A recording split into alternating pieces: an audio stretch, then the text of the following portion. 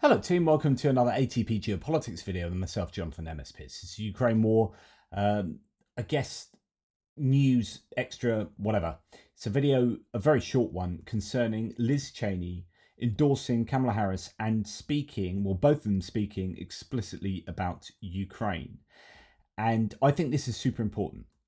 Now, context for those who aren't au fait with American politics, Liz Cheney and Dick Cheney, her father, super OG Republicans, conservatives, to the point where actually she has such a respect for Constitution and actual conservative Republican values in their more original form that she put her country over party to hold Donald Trump accountable for his actions on January the 6th. Her and people like Adam Kinzinger and others formed part of the committee that investigated that. And as a result, the people who eventually coalesced around Donald Trump after those events kind of ejected her, and that includes the base. So she was kind of thrown out of her Wyoming constituency, Adam Kinzinger likewise from his own constituency, and they were kind of rejected by the Republican Party that has moved from this sort of Reagan Republicanism into this MAGA Republicanism.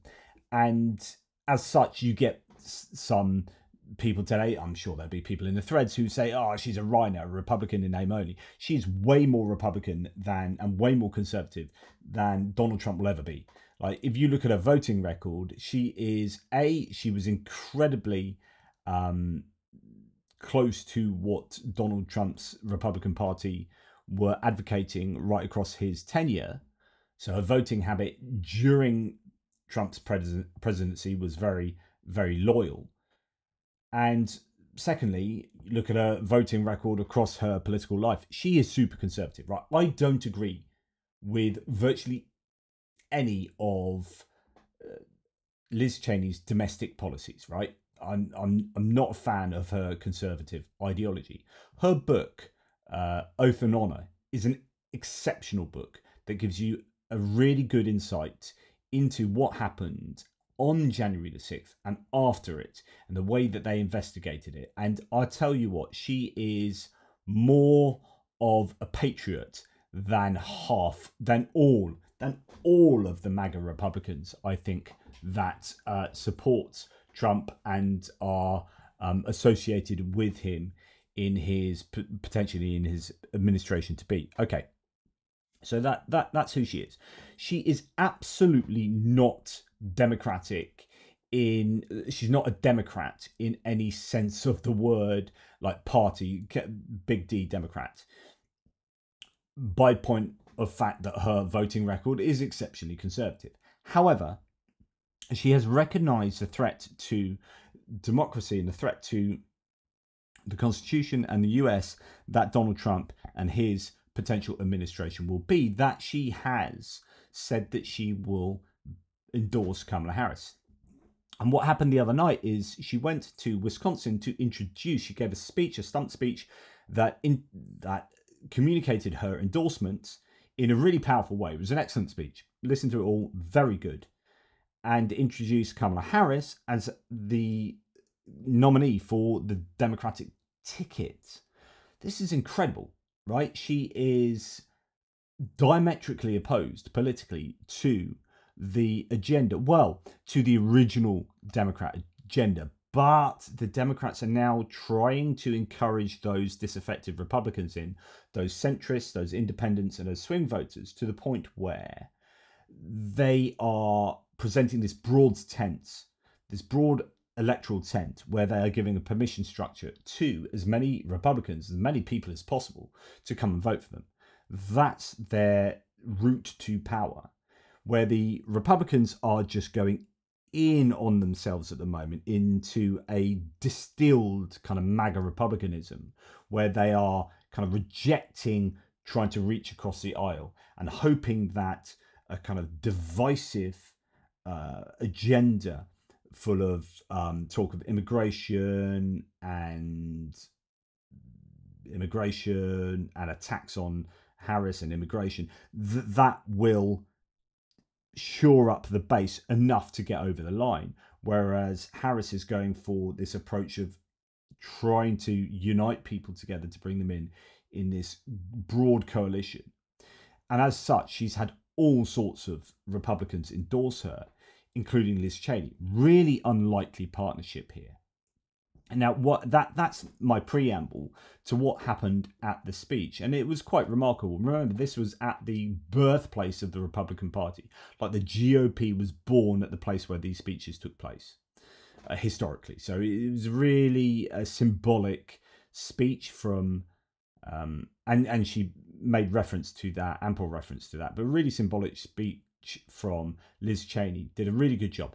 The issue is that Fox News didn't carry the speech. I always worry that actually all of this amazing reaching across the aisle kind of stuff, and none of the Republican speakers at the DNC were given any airtime by Fox News. So they basically shut people off from being able to access this as a propaganda arm of the Republican Party. This is stopping people, a large chunk of the population, from being able to access this content. Right, unless they're searching it out, they're not going to happen across it with algorithms and with Fox News not showing this Liz Cheney speech and not showing any kind of Republican acquiescence to the Democratic ticket here. Okay. So as Pixie's Human here says, sitting here listening to Kamala and Liz Cheney when they get to Ukraine and foreign policy, pure Ronald Reagan vibe, powerful stuff. And that's essentially what's going on here. Right, I'm going to just play you a bit of Liz Cheney's speech before we talk Ukraine more explicitly. Liz Cheney here is, as I said, just sort of introducing herself to the audience, but also introducing Kamala Harris eventually. And who would have thought, like 6 years ago, 10 years ago, that Liz Cheney, like an OG Republican, would be at a speech endorsing Kamala Harris, what some people will see as a progressive Democrat. I don't think she is particularly progressive in her agenda at the moment. But there's a little bit of analysis on that in a second, but it is still an amazing moment in time to see this.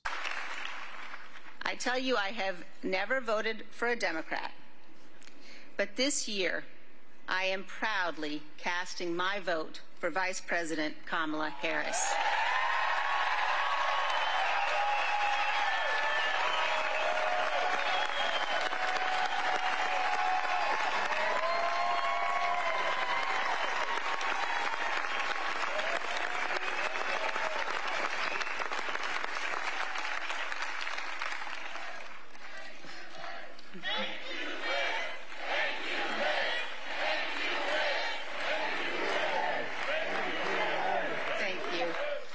But mostly we're not going back.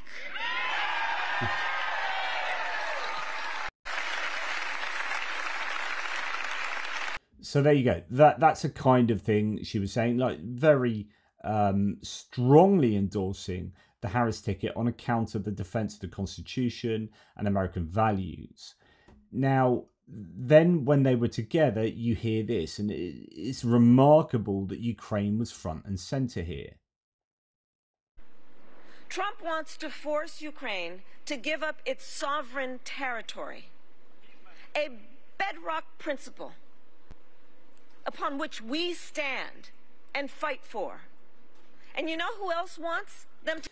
Okay, I just want to accentuate how important it is, well, certainly for me and for you guys who are no doubt swayed by talk about Ukraine and the importance of Ukraine. That Ukraine is front and center here. Like, this is not, she's not talking domestic policy. And yeah, there was all sorts of talk, but you can see the conviction in her voice here that this is meaningfully important. There is a commonality here for sure. Foreign policy is one of the areas that joins these two people, this unlikely couple, together. Foreign policy is an area where the Democrats appear to have adopted what would have been probably thought of as Republican positions.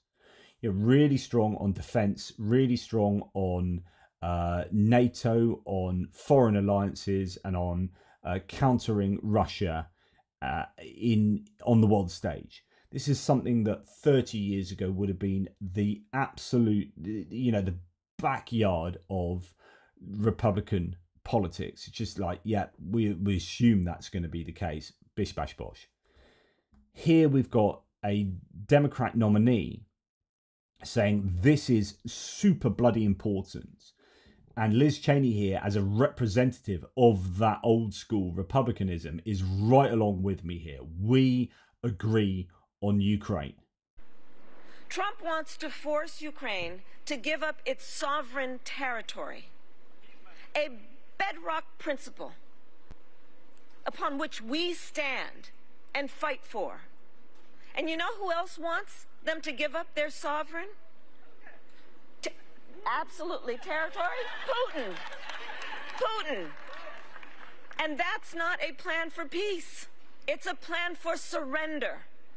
Absolutely. Well, I believe that in the global struggle between tyranny and democracy, the President of the United States must always be on the side of freedom.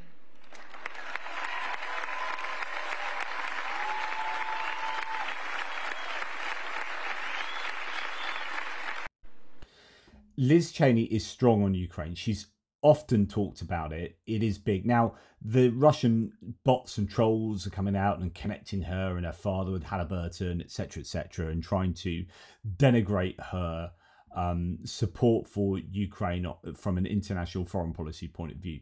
But as far as I'm concerned, this is really good news that you have a joining together of kind of Reagan Republicanism. And that has to be seen in light of Nikki Haley Republicans, and I mean that not just her supporters, but those around Nikki Haley. A lot of her team have endorsed where Nikki Haley hasn't. She's kind of looking for future power by kowtowing to Donald Trump. Actually, people around her have endorsed Kamala Harris.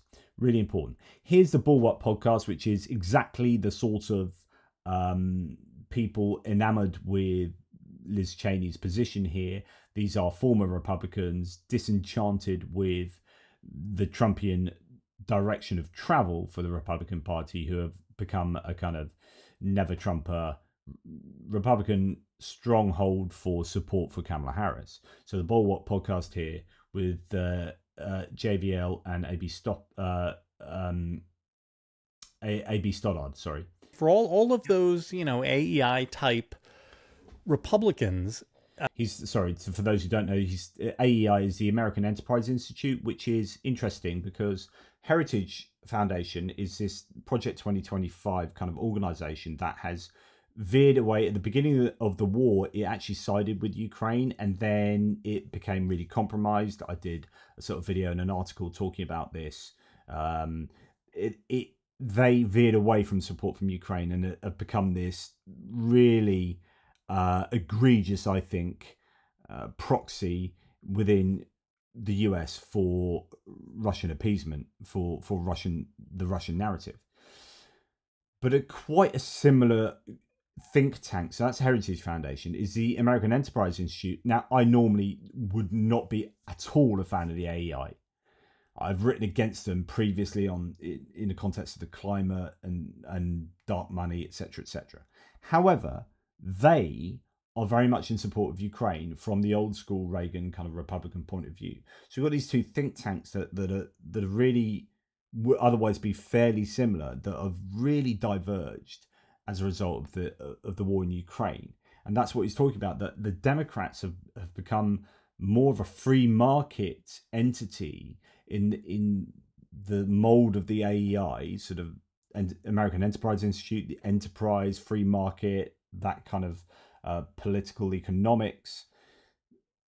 the Democrats have taken on the free market ideology here, and in a sense that the Republicans haven't, with their isolationist tariff. We're going to put tariffs on everything, economic regulation to like barriers to entry to markets, etc., etc. I mean, it's remarkable what has happened in the political landscape, and people kind of lose sight of that. Like 20 years ago, the same people that are shouting about their support for Donald Trump would have been shouting against regulation, against tariffs, and for free market economics and for free trade in the kind of what would have been the properly understood Republican ideology. It's been such a switcheroo. So that's what he's referring to there anyway. Like they should be, just by the numbers, much more comfortable in the Democratic Party than in the Republican Party of today. Don't you think? Right. And not free trade, but freer. It is so interesting how many things they've given up in the cult of Trump. And that's why I found it so powerful that Harris chose to talk about Ukraine at this event with Cheney. That was the one policy thing that she wanted to raise. That they are the party of freedom, that they are the party that will protect a sovereign nation from invasion. And it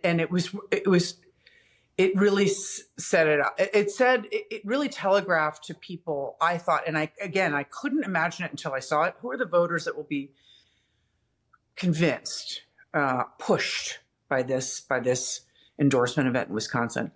But as I watched it, I thought, she is really telling people in the center who are not Cheney Republicans, but are swing voters. They're not partisans. They're not deeply politically engaged. They're kind of mad at both parties. They feel politically homeless. She is telling them, that event told them, this is not a progressive party. You are safe voting for this president. She is taking, she's taking the most important concerns, not only seriously, but she's prioritizing them. And so it was, once I saw it in action, I realized she's not speaking to Republicans so much. And we hope that she is, and that it'll work. We want to shame Republicans into either voting for Harris secretly or just not voting for Trump. But Cheney and Harris were speaking to the center of the electorate. And that's what Harris has done so well, right? Taking the fear of the border, a chaotic border, seriously, that these voters have, and speaking to that fear over and over again. I am going to limit this. I am going to. So, and she's talking there to the idea that actually the percentage advantage that Trump had over Harris on the border has shrunk by 5%. I think that inflation is now neck and neck. So before, Trump had inflation in the bag as a topic, an advantage in the perceptions of the electorate, that they're now tied on inflation, and the economy has also closed as an issue, the gap between the two. And so that's what she's talking about there, is appealing to the center ground. But I think it's fascinating that that she talks about this in this way, and appealing to the center ground and trying to create this broad tent. But the issue is, like she talks about, that it's nice if Harris here is talking to Republicans. The problem is how many Republicans are hearing. It's the messenger. It's the ecosystems and the information spaces. Is Fox News showing that? No. How do they see that? Who sees that clip of Liz Cheney together with Kamala Harris talking about Ukraine, talking about sovereign nation, talking about the freedom of a sovereign nation, and that being front and center of American policy? Really good news, but I just don't know how widespread that message will be. But really interesting, and it's great that Ukraine unites these two very disparate politicians. Anyway, let me know what you think. I need to go to bed. Take care. Speak soon.